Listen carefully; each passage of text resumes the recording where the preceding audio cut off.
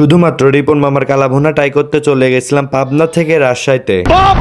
আর আমরা যখন যাই তখনই আমাদের সামনে মূলত রান্না করতেছিল প্রায় 30 কেজি গরুর মাংস। সকাল সকাল বাড়ি থেকে বের হয়ে পড়লাম রাজশাহী যাওয়ার উদ্দেশ্যে। আর এখানে আমি কিন্তু একা যাচ্ছি না, আমার সাথে জিম, সাকিব এবং মাহফুজ আছে। আর পরে আমাদের সাথে অ্যাড হয় রাব্বি। দেন আমরা সবাই মিলে গাড়িতে উঠে রকেটের গতিতে চলে যাচ্ছি ঈশ্বরদী জংশন। ঈশ্বরদী বাজারে নেমে গাড়ি ভাড়া দিয়ে চলে যাচ্ছি ঈশ্বরদী জংশন স্টেশনে। কিন্তু ঈশ্বরদীতে এসে শুনতে পাই যে রাজশাহী যাবার জন্য 7টার সময় কোনো ট্রেন নেই। তারপর শুনতে পেলাম যে ঈশ্বরদী বাইপাস থেকে 9টার ট্রেন আছে রাজশাহী যাবার উদ্দেশ্যে। যেহেতু রাজশাহী উদ্দেশ্যে যাওয়ায় বের হয়েছে, যে কোনো ভাবে তো যাবাই লাগবে, তার জন্য আমরা আবারও চলে আসলাম ঈশ্বরদী বাইপাস। এখান থেকে ভাড়া দিয়ে সবাই মিলে চলে যাচ্ছি ঈশ্বরদী বাইপাস স্টেশনের উপরে। এসে দেখতেছিলাম 9টার ট্রেনে সিট আছে নাকি। দেখলাম যে এখানে কোনো রকমই সিট নেই, তার জন্য ভাবলাম আমরা সবাই মিলে একসাথে দাঁড়ায় মজা করতে করতে যাব। কিন্তু এখানে ট্রেন আসবে 9টায়, কিন্তু আমরা চলে আসলাম স্টেশনে ঠিক 7টায়। তার জন্য এখানে আমরা বসে থেকে সবাই মিলে একসাথে লুডো খেলতেছিলাম। লুডো খেলা শেষ করে 9টা বাজার পরই চলে আসলো ট্রেন। ট্রেন আসা দেখে আমরা সবাই মিলে টিকিট কেটে ট্রেনের ভিতরে উঠে পড়লাম। ট্রেনের ভিতরে সিট না পাওয়াতে আমরা সবাই বসছিলাম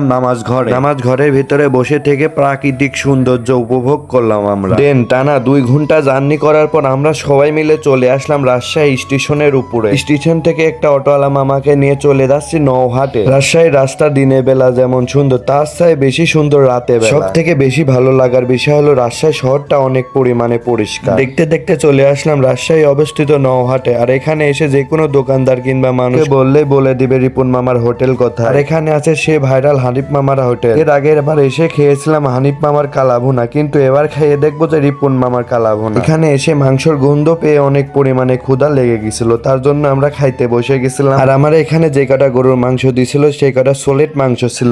দেওয়ার পরে আমরা সবাই মিলে একসাথে খাওয়া শুরু করে দিছিলাম। আর এই গরু কালাভুনা পিসটা ছিল মাত্র 180 টাকা করে। আর মাংসটা প্লেটে নেওয়ার পরে মাংসটা দেখতেছিলাম যে একটু শক্ত শক্ত ছিল। মাংস রান্না করার পরে দিয়েছিল, তার জন্য মাংসটা অনেক পরিমাণে গরম ছিল। মাংসটা যখন ভাতের সাথে মাখায় নিয়ে মুখের ভিতর নিয়েছিলাম, অনেকটা পরিমাণে টেস্ট লাগতেছিল। এন্ড কিছু ইনফরমেশন আপনাদের দিয়ে রাখি, নৌহাটা হাটটি রিপন মামার কালাভুনার দোকানটি খোলা থাকে ঠিক সোমবার এবং বৃহস্পতিবার। অনেক জায়গায় কালাভুনাই খাইছি, কিন্তু সবচেয়ে বেশি ভালো লাগছে রাজশাহী অবস্থিত নৌহাটার কালাভুনা।